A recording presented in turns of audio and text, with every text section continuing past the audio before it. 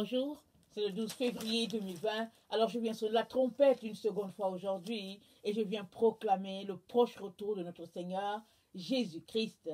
Amen. Jésus lui-même l'a dit qu'il viendra comme un voleur.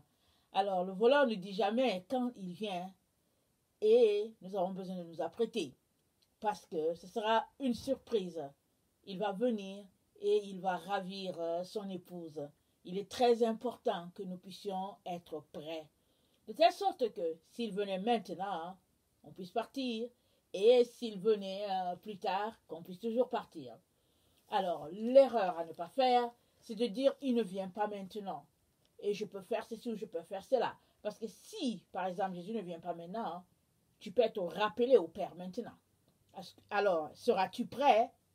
Alors, si tu comprends la chose sous cet angle-là, il est très très important que tu sois prêt à tout moment. De telle sorte que ce soit au moment de l'enlèvement ou que ce soit avant l'enlèvement, que tu arrives dans la présence de Dieu, tu dois toujours répondre présent à l'appel. Amen. Que le Seigneur bénisse ce temps-là que nous allons prendre avec lui. Amen. Alors, je viens apporter une seconde vidéo. Non, pas une troisième vidéo sur les 144 000. Hein. Amen. La deuxième, je l'ai apportée ce matin. Mais il y a un petit... j'ai une petite difficulté, hein. Alors je la mettrai après la troisième vidéo. Alors cette vidéo-là que je suis en train de faire, s'il n'y a pas de difficulté là-dedans, je vais la mettre en ligne avant la deuxième. Hein. Mais bon, en tout cas, ça va se comprendre très bien. Mais, non, par contre, si la troisième vidéo rentre et que tu veux à tout prix écouter la deuxième, alors je te conseille donc d'attendre un peu. Et puis, autour de 19h, autour de 19h, je pense que la troisième, 19h, 20h, on devrait avoir la deuxième vidéo en ligne. Amen. J'ai eu des petits problèmes techniques. Hein, et bon, il y a une sœur qui va venir un peu m'aider à débloquer toutes ces choses-là. Soyez bénis. Merci.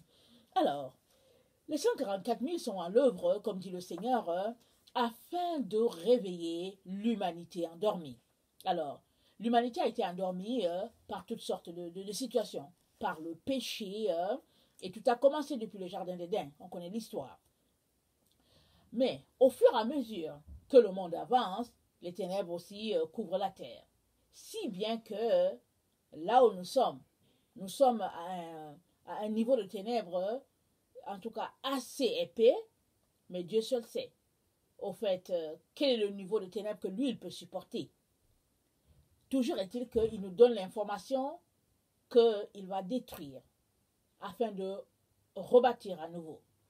La Bible nous dit que c'est l'apôtre Jean qui voyait la nouvelle Jérusalem descendre du ciel, comme une épouse qui s'est parée, comme il décrit cela. Je pense peut-être que c'est dans Apocalypse, je ne sais pas si c'est Apocalypse peut-être 21, peut-être 22, peut-être 19, je ne sais plus. Mais bon, entre 21 et 22, je ne sais plus. Mais ce n'est pas grave.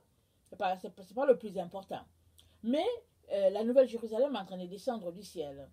Alors, question de dire que il y aura des nouveaux cieux, il y aura une nouvelle terre. Et ça va se passer effectivement après le millénium. Mais pendant que nous sommes là, que la très grande tribulation va prendre place, et après la grande tribulation, il y aura le millénium, le Seigneur nous informe par ses serviteurs, ses servantes qu'il a réveillées, afin aussi de nous réveiller. Et quelle joie de saisir que oui, nous sommes dans le temps de la fin et de nous apprêter. Parce que à certains sera donné la grâce de pouvoir vivre dans le millénium et de vivre 1000 ans dans un règne de paix, dans un règne où, au fait, un descendant de David va régner en tant que juge. Amen. Et afin de ramener, comment on appelle ça, la gloire de l'Éternel en Israël, à Jérusalem. Amen. Et il n'y a que Dieu qui est capable de faire cela. Ce n'est pas possible. Humainement parlant, ce n'est pas possible. Les humains ont blindé le coin. Et puis si on regarde bien, plusieurs armées sont là-bas, plusieurs nations sont là-bas. Et puis les gens essayent de dire à Dieu comment gérer Israël. Certains disent, bon, il faut couper telle partie, il faut donner aux musulmans, il faut couper telle autre, il faut faire ceci. C'est-à-dire que la communauté internationale essaie de dire à Israël, voilà comment tu devais te comporter. Mais Dieu dit, Israël m'appartient. Amen. Israël appartient à l'Éternel. dans Ésaïe 50, il dit à Israël, il dit, voilà, la lettre de divorce que je donne à votre mère.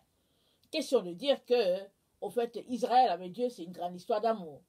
Quand bien même Israël s'est détourné, quand bien même Israël s'est vautré dans la prostitution, Dieu n'a pas arrêté d'aimer son peuple et il l'aimera toujours. Parce qu'il a dit, je pense qu'on l'a lu déjà, d'ailleurs on va le regarder rapidement, dans Jérémie 33, on va, Jérémie 33, j'espère que j'ai la bonne référence.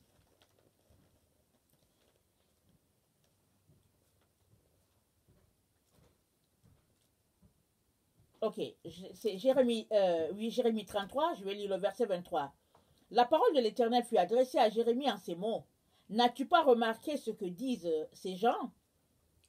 Les deux familles que l'Éternel avait choisies, il les a rejetées. Ainsi, il méprise mon peuple, au point de ne plus le regarder comme une nation. Ainsi parle l'Éternel. Si je n'ai pas fait mon alliance avec le jour et avec la nuit, si je n'ai pas établi les lois des cieux et de la terre, alors aussi je rejeterai la postérité de Jacob et de David, de mon serviteur. Et je ne prendrai plus dans sa postérité ceux qui domineront sur les descendants d'Abraham, d'Isaac et de Jacob, car je ramènerai leurs captifs et j'aurai pitié d'eux. Alors, et dans Jérémie toujours 33, d'abord, je voulais établir que Dieu dit, au fait, est-ce que Dieu dit, est-ce qu'il a rejeté? Il dit, je n'ai pas rejeté. Il dit, je n'ai pas rejeté. Il dit, je ramènerai les captifs, les descendants, au fait, de Jacob, et puis via la postérité de David, il y aura encore, au fait, quelqu'un qui va régner sur la maison de David. Alors, dans Jérémie 33, le Seigneur dit, le verset 14, il dit, voici les jours viennent, dit l'Éternel, où j'accomplirai la bonne parole que j'ai dite sur la maison d'Israël et sur la maison de Juda. Amen. En ces jours et en ce temps-là, je ferai éclore à David un germe de justice. Alléluia. Il pratiquera la justice et l'équité dans le pays. En ces jours-là, Juda sera sauvé. Jérusalem aussi la sécurité dans sa demeure. Et voici comment on l'appellera l'Éternel notre justice. Car ainsi parle l'Éternel. David ne manquera jamais d'un successeur assis sur le trône de la maison d'Israël. Amen. Dieu l'a dit et ça va s'accomplir. Donc les gens ont beau tisser leurs ficelles et faire toutes sortes de manigances, de toutes sortes d'immigrations pour mettre les gens là-bas afin d'empêcher Dieu de réaliser son plan. Dieu dit qu'il va le réaliser. Et comment va-t-il le réaliser? Il dit qu'il va détruire encore la terre. Mais il va garder un reste. Alors, il marque des personnes pour qu'ils puissent aussi réveiller d'autres personnes. Et c'est en train de se faire dans notre temps. Ce n'est pas dans un temps lointain. C'est en train de se faire. Alors, quand tu entends quelque chose comme ça, tu vas chercher de l'information pour savoir si ce que tu entends, c'est vrai. Et si, dans le temps de prière, tu vas lire, tu lis ta Bible, tu cherches des informations. Une fois que tu as tes informations-là, tu pries. Et pendant que tu pries, tu cherches la sagesse. Parce que sagesse a été justifiée par ses enfants, dit la parole de Dieu. Tu cherches la sagesse. Et puis Jacques dit que si tu manques la sagesse, demande-la à l'Éternel. Et il va te la donner. Parce qu'il ne manque pas de donner la sagesse à tous ceux-là qui la réclament. Et avec la sagesse, tu saisiras qu'il est temps que tu mettes ta vie en règle. Que tu t'apprêtes. Parce que il n'y a que les insensés qui refusent de s'apprêter, qui se comportent comme si le monde leur appartenait, comme si c'est eux qui géraient le monde. Alors que Dieu dit il est temps, les insensés disent oh non, moi j'ai encore le temps de faire ceci, de faire cela. C'est pourquoi ces 10 personnes que Jésus a pris comme exemple pour aller, des 10 personnes qui sont allées accueillir le Messie et que Dieu a appelé vierges parce qu'ils étaient consacrés au Seigneur, il y a la moitié qui a compris qu'il fallait qu'ils remplissent leurs lampes, qu'ils aient de l'huile en réserve. Et il y a l'autre moitié qui s'est dit, pas besoin, parce qu'ils étaient fous et ils étaient insensés, c'était des folles. C'est pourquoi Jésus les a appelés comme ça. Parce que quiconque veut aller loin ménage sa monture. Ils ont refusé de ménager leur monture et ils sont partis quand même accueillir le Messie. Et l'histoire nous rapporte qu'ils ont été laissés parce qu'il leur a dit, je ne vous connais pas. Je ne vous connais pas. Alors Jésus connaît ceux-là qui saisissent le moment et ils disent, ah, je ne veux pas te qualifier de fou, je ne veux pas te qualifier de folle, d'insensé. Et la personne court chercher de l'aide, de l'information. Et le Seigneur va venir au secours de cette personne-là. Il est important que tu te comportes ainsi. Amen. Je t'encourage vivement. Amen. Il n'y a pas des informations qui tombent du ciel chez certains et pas d'autres.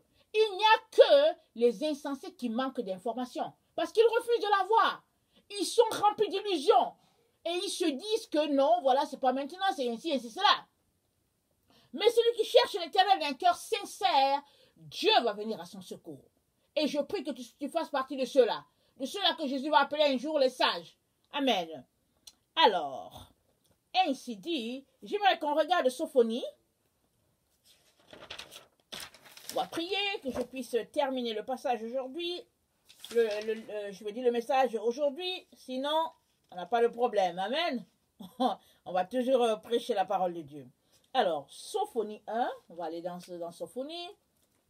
Elle nous donne une information importante à propos d'un plan établi par le Seigneur lui-même. Alléluia. Espérez que mes pages ne collent pas tellement. Ok.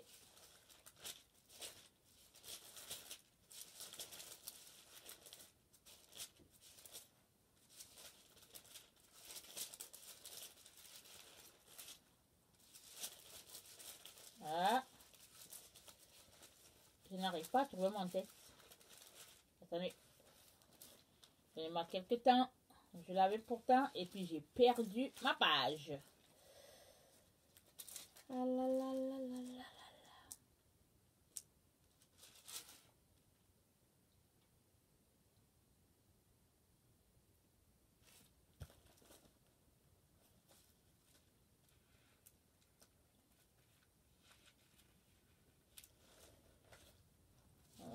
Ok.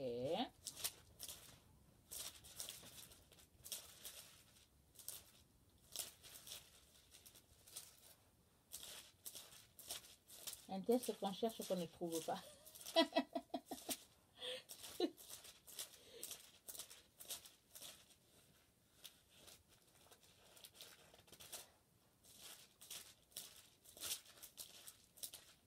Bon, je passe à Habakkuk, je le repasse, ça colle et colle. Ok.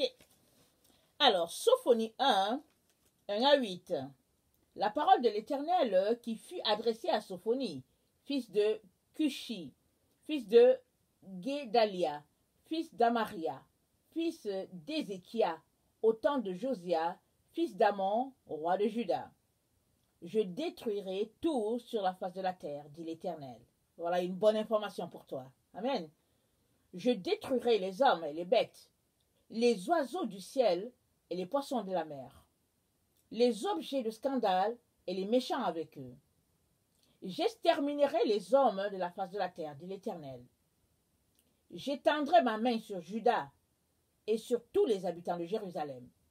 J'exterminerai de ce lieu les restes de Baal, le nom des ministres et les prêtres avec eux, ceux qui se prosternent sur les toits devant l'armée des cieux, ceux qui se prosternent en jurant par l'Éternel et en jurant par leur roi, ceux qui se sont détournés de l'Éternel et ceux qui ne cherchent pas l'Éternel, qui ne le consultent pas.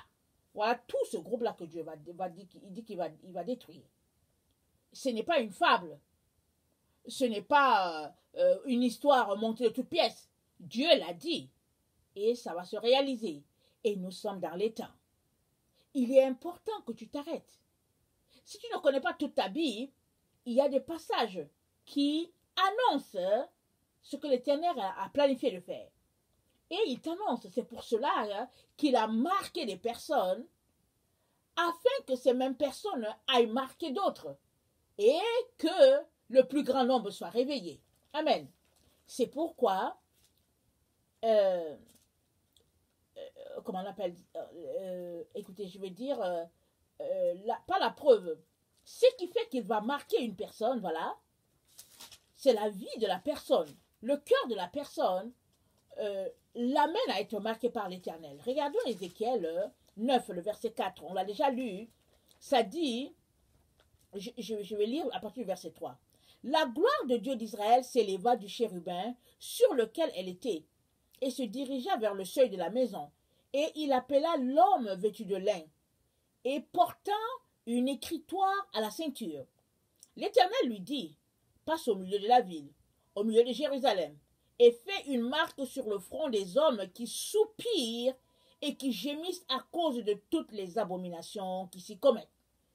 Ces gens qui soupirent là, il dit, fais sur le front des hommes qui soupirent et qui gémissent à cause de toutes les abominations qui s'y commettent. Si une personne se met à soupirer, à gémir à cause du péché, c'est parce que son cœur est proche de Dieu. C'est parce que son cœur n'est plus capable de supporter le mal. Son cœur en a horreur. Il en a marre. Et Dieu dit, marque cette personne.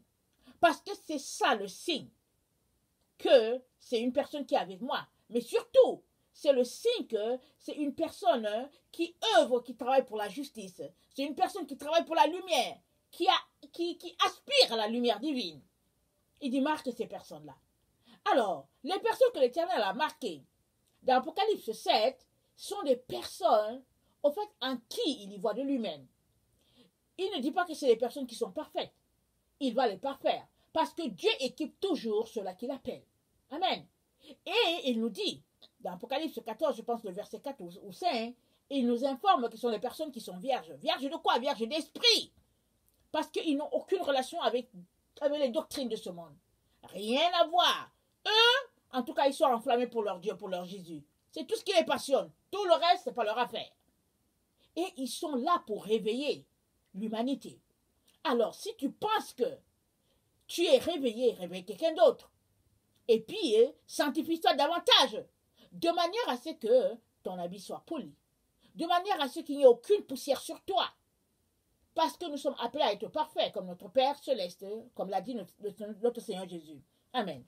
Alors, dans Sophonie, nous informe la part de l'Éternel que la terre sera détruite une fois de plus. Pas une fois de plus, que Dieu dit qu'il va détruire. Et il nous donne l'information. Il dit que ceux qui se prosternent sur les toits devant les armées du ciel, des cieux, c'est-à-dire ceux qui prient les anges, qui les adorent, il dit il va les exterminer. Il dit ceux qui sont méchants, qui sont objets de... Il dit je vais les exterminer. Je les extermine. Il dit je détruirai, verset 2, tout sur la face de la terre, dit l'Éternel. C'est l'Éternel qui l'a dit. Alors tu ne restes pas là pour dire, bon, au fait, je ne suis pas quand même mal, en tout cas dans l'échelle de la sanctification ou bien de la sainteté, je suis quand même 80 ou 90%, Dieu va avoir pitié de moi, et puis bon, je prie, je jeûne, et puis bon, je ne fais pas les vilaines choses. Non, mais c'est pas comme ça que tu réfléchis. Pour savoir si tu es conforme à ce que la parole de Dieu dit ou pas, c'est pas comme ça qu'on réfléchit. Quand tu entends une parole comme ça, tu vas t'examiner, tu prends un temps avec le Seigneur. Tu t'examines pour voir si vraiment, au fait, ta vie est conforme. Et tu commences déjà à demander pardon, à te repentir. Et tu demandes au Seigneur de te montrer les autres péchés qui sont cachés que tu ne vois pas. Ou bien que tu refuses de voir.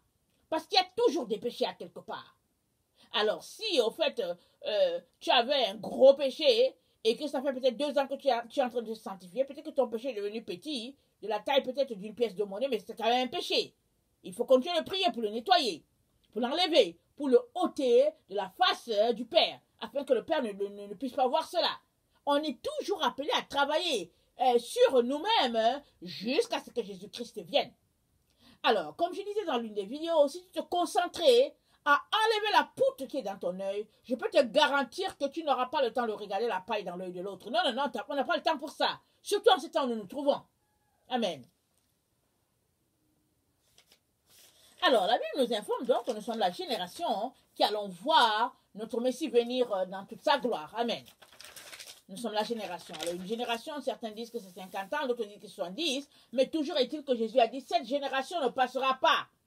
Cette génération ne passera pas sans qu'on ait vu venir le royaume de Dieu. Amen. Ou bien le Fils de l'homme venir dans sa gloire. Amen.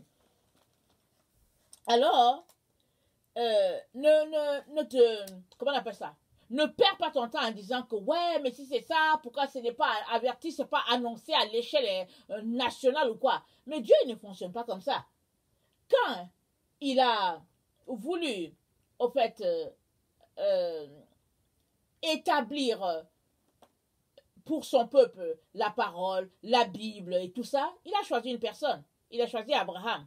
Et qu'est-ce qui s'est passé dans la vie d'Abraham? On n'a pas cette histoire dans la Bible, mais Abraham s'est tenu pour Dieu. Dans un moment où les gens bâtissaient, je pense au moment de la tour de Babel, en tout cas dans un temps, dans cette époque-là où Nemrod, en tout cas il y avait quelque chose comme ça, qui s'est passé avec le papa de Abraham et tout. Abraham s'est tenu pour la vérité, il a refusé de plier le genou devant ces divinités-là, ces démons-là, ces esprits-là, ces dieux que les gens adoraient. Abraham a refusé. Alors, l'histoire rapporte que on a voulu le brûler un peu comme Shadrach, Meshach et Abednego, mais qu'Abraham, on l'a mis dans le feu, il n'est pas mort. Et à partir de là, les gens ont craint Abraham, ils ont craint son Dieu. Et c'est à partir de là que Dieu lui a dit, lève-toi, prends ta femme, et puis va-t'en, je vais te montrer. Parce que les gens étaient tellement souillés dans leur comportement que Dieu a éloigné Abraham. Mais Dieu avait pour projet qu'il soit la lumière. Et ce n'est pas Abraham même qui a porté le flambeau de Dieu jusqu'à nous. Abraham est venu, il est mort, mais Dieu a choisi une personne. Et après, c'est devenu Isaac. Abraham s'est reproduit en Isaac. Et après Isaac, il y a eu deux. Il y a eu Jacob et Ésaü. Et c'est la branche de Jacob qui a été choisie. Et après, il y a eu, en tout cas, comment on appelle ça? Jacob, il a eu 13 enfants. Et l'histoire nous rapporte vraiment comment petit à petit, en tout cas, ce peuple-là s'est formé jusqu'à ce qu'ils ont été déportés. Je pense, moi j'ai à ma mémoire de déportations avant Jésus. Et puis après que le Seigneur soit venu, le temple a encore détruit. Et puis les gens ont fui. Mais je ne me rappelle pas de tout parce que je ne me suis pas mise à étudier ça en profondeur. Toujours est-il que, malgré les destructions, malgré les déportations, Dieu nous informe que il va susciter à David un germe. Et ce germe-là va régner là en Israël. Et il va appeler ce germe-là, il sera appelé l'Éternel notre justice, parce qu'il va encore siéger sur le siège, le siège de David, en tant que, au fait, descendant de David. Pourquoi? Parce que Dieu a fait cette promesse-là à David. Il nous l'a dit, on l'a lu au début de notre vidéo. Dieu lui-même l'a dit. Et il a un plan qu'il suit. Il est donc important que tu entres dans ce plan-là, que tu choisisses d'entrer dans ce plan-là afin de ne pas être vomi. C'est cela la sagesse. Amen. Alors, Apocalypse donc 7, le verset à partir du verset 1, nous informe de toutes ces personnes-là qui ont été marquées, de tous ces groupes-là qui ont été marqués. Et, comme on l'a déjà dit, marqués afin de marquer aussi d'autres. C'est à cela que nous sommes appelés. Et Jésus donc nous informe dans Ésaïe 61. J'espère qu'on aura le temps de le lire. Ésaïe 61. Je vais aller rapidement. Ésaïe 61 dit, « L'Esprit du Seigneur l'Éternel est sur moi, car l'Éternel m'a oint pour porter les bonnes nouvelles aux malheureux. Il m'a envoyé pour guérir ceux qui ont le cœur brisé, pour proclamer aux captifs la liberté et aux prisonniers la délivrance, pour publier une année de grâce de l'Éternel et un jour de vengeance de notre Dieu, pour consoler les affligés. » Alors Jésus est venu, il dit que l'Esprit du Seigneur est sur lui. Alors, pour publier une année de grâce, et Jésus a marché, il a vécu pendant 33 ans, il est mort, alors il a publié le temps de la grâce, et sur la terre, on a vécu sous le temps de la grâce, et ici, au verset 2, il dit, le verset 2 nous dit, pour publier une année de grâce de l'Éternel. Une année de grâce, l'année, le repos, le sabbat, 1000 ans, parce qu'un jour est comme 1000 ans, et puis 1000 ans est comme un jour. Et après cela, il y aura aussi vengeance. En même temps qu'il y a du repos que Dieu donne à un groupe, en même temps, il y a la vengeance de l'Éternel pour l'autre groupe. Parce que n'oublions pas, la parole de Dieu est une épée à double tranchant. D'un côté, elle restaure, elle guérit, elle dirige, elle conduit. De l'autre côté, elle tranche, elle venge, parce que c'est comme ça. Parce que Dieu, c'est ça sa parole. C'est ce qu'elle est. Pendant qu'elle est là en train de t'informer, elle te juge aussi. Elle juge les cœurs. La Bible dit qu'elle juge jointure et moelle. Alors si tu es quelqu'un qui a soif de connaître Dieu, et que tu es vraiment véridique dans ton cheminement, la parole de Dieu va aller parce qu'elle scinde jointure et moelle dans l'âme. Elle voit ce qui connecte à Dieu ou bien ce qui n'est pas de Dieu. Et puis elle coupe ce qui n'est pas de Dieu. Mais elle regarde tout ça en toi. C'est ce que la parole de Dieu fait. Alors, excusez-moi, Jésus est venu pour établir son règne. Et puis maintenant, il nous informe que le temps est là pour aussi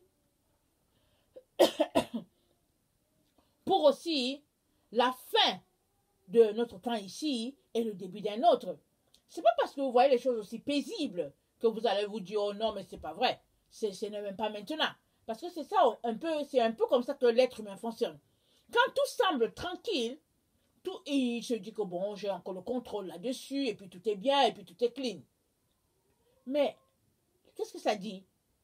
Les cieux embrasés, soudainement, un jour, ce sera comme ça. Et les gens seront dans la déroute. Et le Seigneur ne veut pas que ce soit ton cas. Et il t'avertit. Amen. Alors, excusez-moi. Et il t'avertit de t'apprêter. Et le groupe qui est marqué dans Apocalypse 7, c'est ce groupe-là qui sera la main de Dieu sur cette terre pour sauver le plus grand nombre. Alors, comme je l'ai déjà dit dans une vidéo, les 144 000 n'est pas un chiffre littéral qui est là comme ça ne va pas bouger. Il y a 144 000 qui seront sauvés, mais imaginez ces 144 000 qui sauvent d'autres, et puis imaginez juste les 144 000 qui sauvent une seule personne chacun. Et ce groupe-là va faire un travail, parce que c'est un travail de sanctification, un travail d'épuration par la parole de Dieu, proclamant le retour du Seigneur, et puis proclamant que Dieu est sur le point de détruire. Amen. Alors, dans Apocalypse 12, le verset 7 à 9, nous avons cette information-là, qu'il y a guerre, on va lire, et il y eut guerre dans le ciel. Michel et ses anges combattirent contre le dragon, et le dragon et ses anges combattirent. Mais ils ne furent pas les plus forts, et leur place ne fut plus trouvée dans le ciel. Amen. Alors, on a cette information-là, qu'il y a guerre. Et la guerre, elle est enclenchée dès qu'on donne notre vie au Seigneur Jésus. Alors, pendant que les 144 000 sont en train de faire un travail pour réveiller les gens, une fois que ton esprit se réveille, tu te places du côté de Michel. C'est écrit, Michel et ses anges combattirent contre le dragon. Mais si tu restes vraiment somnolent, ou bien si tu refuses de te réveiller, tu te retrouves du côté du dragon. C'est pas compliqué, il n'y a pas une troisième place. Il y a juste deux. Soit tu te retrouves avec Michel et ses anges qui combattent, soit tu te retrouves du côté du dragon. C'est à toi de choisir. Alors, nous avons cette information-là. Et le verset 9 nous dit, et il fut précipité. Le grand dragon, le serpent ancien appelé le diable, et Satan, celui qui séduit toute la terre, il fut précipité sur la terre et ses anges furent précipités avec lui. Ok? Alors, il est précipité, mais quand? À quel moment? Parce que le règne sera remis à notre Seigneur, n'est-ce pas? Alors, on regarde Apocalypse 11, nous dit que, parlant des deux témoins de la fin, c'est à ce moment-là, c'est-à-dire que ce moment-là correspond au moment où le royaume sera remis au Père. Regardons, lisons un peu. Apocalypse 11, à partir du verset, disons le verset 9. Des hommes d'entre les peuples, des tribus, les langues et les nations verront leurs cadavres pendant 3 jours et demi. Ils ne permettront pas que leur corps soit mis dans un sépulcre. Et à cause d'eux, les habitants de la terre se réjouiront et seront dans l'allégresse et ils s'enverront des présents, les uns aux autres, parce que ces deux prophètes ont tourmenté les habitants de la terre. Après les 3 jours et demi, un esprit de vie venant de Dieu entra en eux, et ils se mirent sur leurs pieds. Et une grande crainte s'empara de ceux qui les voyaient. Et ils entendirent du ciel une voix qui leur disait « Montez ici ». Et ils montèrent au ciel, dans la nuée, et leurs ennemis les virent. À cette heure-là, il y eut un grand tremblement de terre, et la 10e partie de la ville tomba. Ok, on va au verset 15. Le 7e ange sonna la trompette, et il y eut dans le ciel des fortes voix qui disaient « Le royaume du monde est remis à notre Seigneur et à son Christ, et il régnera au siècle des siècles. » Le royaume du monde est remis à notre Seigneur. Cette partie-là correspond à cette partie-là qu'on vient de lire, Apocalypse 12, le verset 7 à 9. On dit il y eut guerre. Et pendant qu'il y a guerre, en tout cas, c'est deux forces qui se confrontent. Alors, le verset 10 d'Apocalypse 12 nous dit « Et j'entendis du ciel une voix forte qui disait, maintenant, le salut est arrivé, et la puissance, et le règne de notre Dieu, et l'autorité de son Christ, car il a été précipité.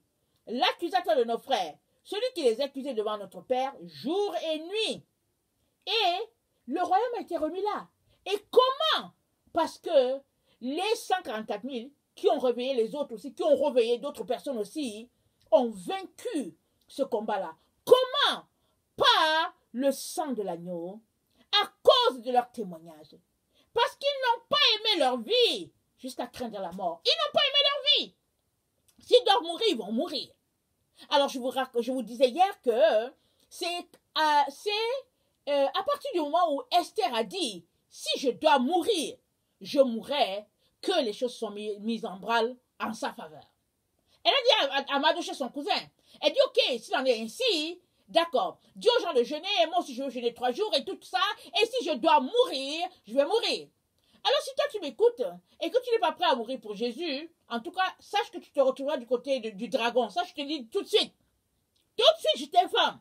Tu ne veux pas mourir en toi, tu ne veux pas laisser le monde, tu te tiendras du côté du dragon et tu vas combattre contre Michel et ses anges. Tu vas combattre contre les vrais enfants de Dieu.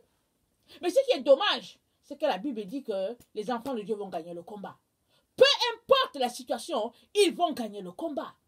C'est là que tu auras honte. Parce que pour le moment, tu n'es pas prêt à te sacrifier pour ton Seigneur. Je t'encourage à t'arrêter, à considérer tes voies.